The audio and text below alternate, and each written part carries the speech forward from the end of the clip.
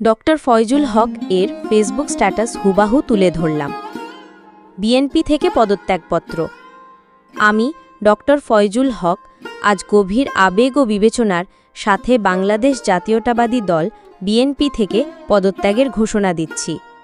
2015 সালে গঠিত বিএনপির মালয়েশিয়া কমিটির সহ সমাজ কল্যাণ বিষয়ক সম্পাদক হিসেবে দায়িত্ব পালন করেছি। 2018 সালে ঝালকাঠি 1 রাজাপুর কাঠালিয়া এবং ঝালকাঠি 2 ঝালকাঠি নলছিটি আসনে মনোনয়ন প্রত্যাশী ছিলাম। দেশে ও বিদেশে থেকে বিগত বছরগুলোতে বিএনপি, জামায়াত, হেফাজত ইসলামী আন্দোলন বাংলাদেশ, গণ অধিকার পরিষদ, বৈষম্যবিরোধী আন্দোলন সহ ইসলামপন্থী ও সামাজিক বিভিন্ন রাজনৈতিক সংগঠনের পক্ষে অবস্থান নিয়েছি। আমি সবসময় চেয়েছি একটি স্বাধীন, ন্যায়ভিত্তিক ও মূল্যবোধ সম্পন্ন রাজনীতি করতে। কিন্তু অত্যন্ত দুঃখের সঙ্গে লক্ষ্য করছি 5 আগস্টের ঘটনার পর থেকে বিএনপির রাজনৈতিক নেতৃত্ব ধীরে ধীরে বাম ঘেঁষে মতাদর্শের প্রভাবে পরিচালিত হচ্ছে। যেসব ইসলামপন্থী দল ও ইসলামিক চিন্তাবিদেরা অতীতে বিএনপির পাশে ছিলেন, আজ তাদের বিরুদ্ধে সরাসরি বক্তব্য দেওয়া হচ্ছে, যা আওয়ামী লীগের কথার সাথে বিস্ময়করভাবে মিলে যাচ্ছে। এসব অবস্থান আমার বিশ্বাস চেতনাসম্মত রাজনীতির পরিপন্থী। আমি একজন ডানপন্থী রাজনীতিক হিসেবে আজ স্পষ্টভাবে বুঝতে পারছি আমাকে দলীয় রাজনীতিতে কোন ঠাসা করে রাখা হয়েছে। আমি পাথর দিয়ে মানুষ হত্যা, সন্ত্রাস, চাঁদাবাজিকে ন্যূনতম সমর্থন দিতেও রাজি নই। সত্যকে সত্য এবং মিথ্যাকে মিথ্যা বলার স্পষ্ট সাহস রাখতে চাই।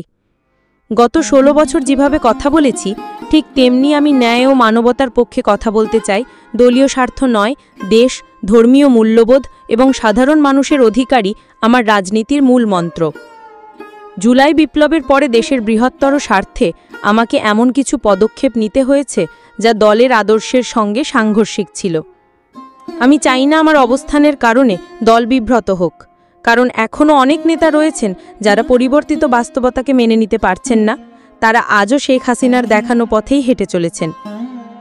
শহীদ রাষ্ট্রপতি জিয়াউর রহমানের স্বাধীনতার ঘোষণা, দেশনেত্রী বেগম খালেদা জিয়ার গণতান্ত্রিক আন্দোলনের ত্যাগ এবং দেশনায়ক তারেক রহমানের দেশের প্রতি ভালোবাসা আমি চিরকাল শ্রদ্ধার সঙ্গে স্মরণ করব।